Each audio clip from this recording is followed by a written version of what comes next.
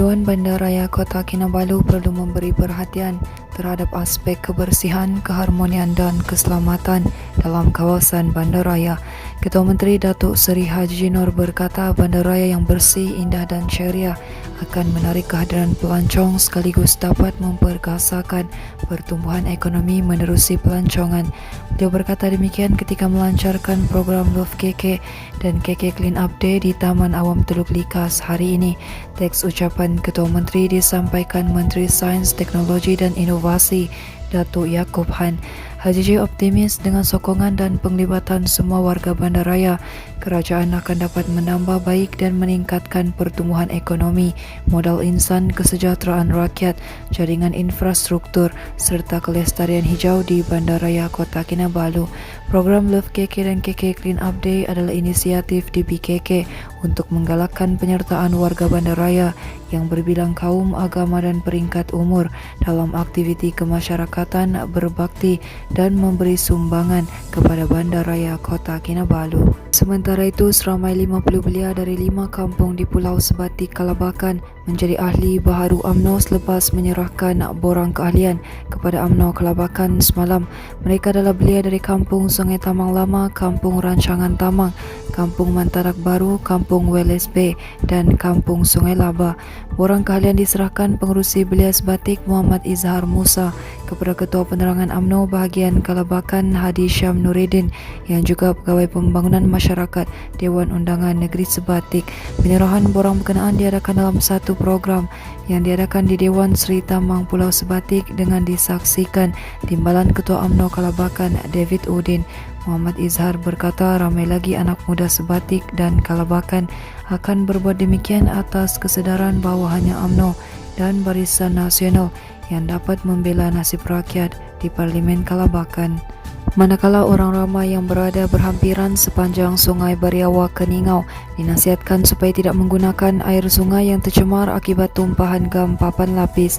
Ketua Polis Daerah Keningau Deputi Superintendent Nora Fida Kasim berkata tumpahan berkenaan berlaku akibat kemalangan membabitkan sebuah lori 10 tan di Simpang Bariawa Keningau pada jam 11.40 malam tadi.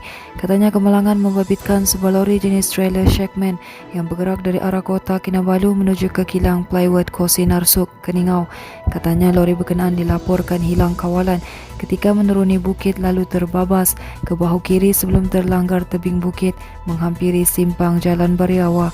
Pemandu lori tidak mengalami sebarang kecederaan namun kemalangan mengakibatkan muatan bahan gam masuk ke kawasan aliran sungai kecil di Kampung Bariawa. Tambahnya, pasukan dari Jabatan Kesihatan Keningau dan Polis Diraja Malaysia sudah melawat tempat kejadian dan mengambil sampel air sungai untuk ujian. Katanya laporan lanjut akan diserahkan kepada Jabatan Alam Sekitar untuk tindakan selanjutnya.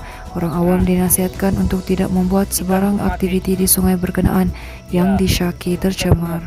Berita seterusnya, ibu bersama bayi perempuan berusia 10 bulan dan anak saudaranya antara yang maut dalam kemalangan di kilometer 12 Jalan Sempurna Tawau semalam.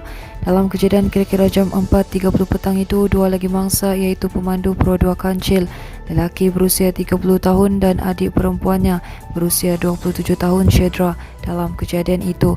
Ketua Polis Daerah Sempurna Superintendent Muhammad Farhanli Abdullah berkata kemalangan berlaku ketika pemandu Pro 2 Kancil bersama keluarganya dalam perjalanan menuju ke Kampung Salimbungan.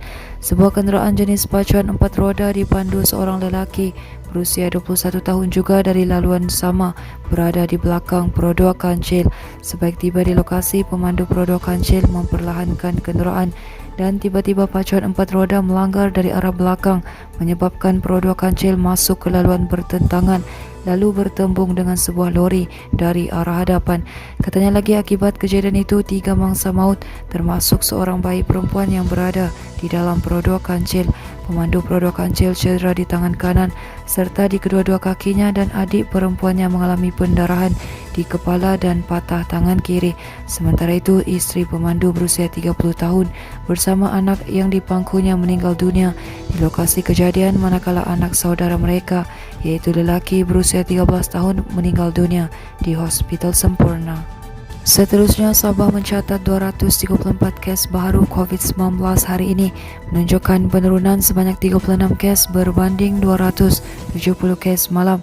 Jurucakap Perkembangan Harian COVID-19 Sabah, Datuk Seri Simanjun berkata hampir keseluruhan daerah di Sabah mencatat perubahan pada julat satu angka dengan 12 daerah mencatatkan penurunan.